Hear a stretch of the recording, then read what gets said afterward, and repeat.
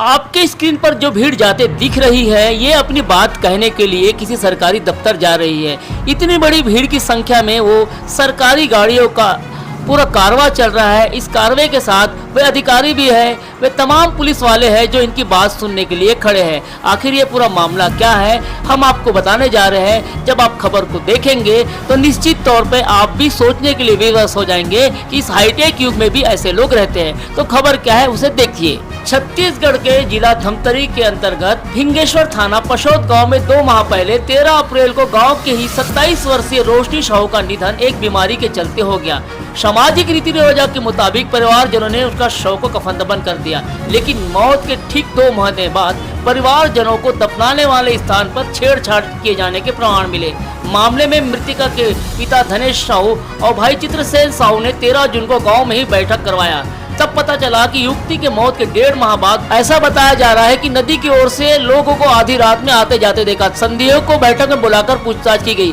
बैठक में संदिग्धों ने बताया कि तंत्र मंत्र काला जादू के लिए कब्र खोदकर युवती के शव से हाथ निकालकर और उसके घर के बाड़ी में ही दफन कर दिया। इस खुलासे के बाद गांव में हड़कंप मचा दिया। परिजन व ग्रामीण फिंगेश्वर थाना में रिपोर्ट दर्ज करवा चुके हैं। पुलिस ने इस मामले में 3 संदिग्धों को गिरफ्तार कर लिया है। संदिग्धों के बताने के मुताबिक तहसीलदार साहब सहित फिंगेश्वर पुलिस थाने की टीम मृतिका के घर पहुंची और उसके बाद बाड़ी में लगभग 1 से 2 घंटे तक खोदाई की गई, जिसके बाद वहां पर कोई अवशेष नहीं मिलने से आक्रोशित ग्रामीणों ने अपनी नाराजगी प्रकट की। इसी के चलते जब लगातार इसका आक्रोश देखा तो पुलिस बल सहित बड़े अधिकारियों ने भी इस पर संज्ञान लेते हुए इस मामले में गंभीरता दिखाई। बहरहाल अब तक मृतका के बॉडी के पार्ट से गायब है, जिसे पुलिस ढूंढ रही है। लेकिन 21वीं सदी में भी कोई ऐसे तंत्र मंत्र और काले जादू के लिए किसी बेटी के 100 को ही छत विच्छेद कर दे तो सोचने के लिए हमें मजबूर होना पड़ेगा।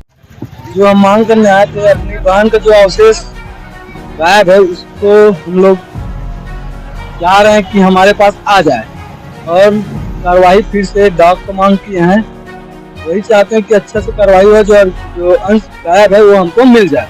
इसके पीछे जो और कोई मुख्य आरोपी है उसे भी कड़ी से कड़ी सजा मिलेगी। फसाद में जो घटना घटी थी उसमें वो ये चाहते हैं कि आरोपियों को सजा हो और आरोपियों के साथ में यदि किसी और की संलिप्तता है तो उस पर उनका यह है कि त्वरित कार्रवाई की जाए। तो उस पर ग्रामीणों को हमने आश्वासन दिया है कि ये प्रक्रिया अभी चलनी जा रही है, इन्वेस्टिगेशन चल रही है और इसके बाद में जैसे ही होता है और उनकी जो भी छोटी मोटी मांगे थी उसको हमने रिकॉर्ड पे लिया है और उस पर बिल्कुल अमल करते हैं। उस पर प्रयास रहेगा शासन, प्रशासन और पुलिस के द्वारा इन्वेस्टिगेशन फेयर एंड फ्री करके अपराधियों को पहुँचे।